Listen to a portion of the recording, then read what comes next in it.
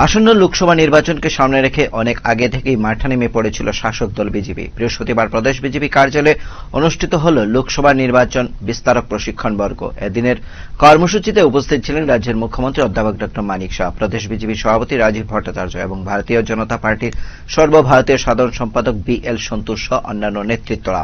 একদিনের কর্মশালা সংগঠনের বিস্তার লাভের উদ্দেশ্যে ৬২ জন বিস্তারককে প্রশিক্ষণ প্রদান করা হয়।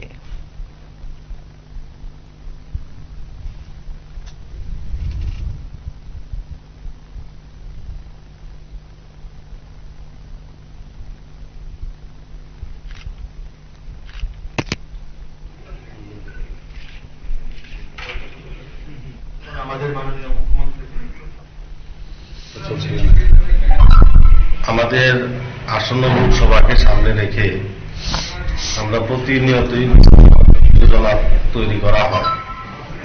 আমাদের ২টি লোকসভা জন্য ২ জন বিস্তারক আর 7টা মণ্ডল তথা 7টা বিধানসভার জন্য আমাদের 62 বিস্তারক।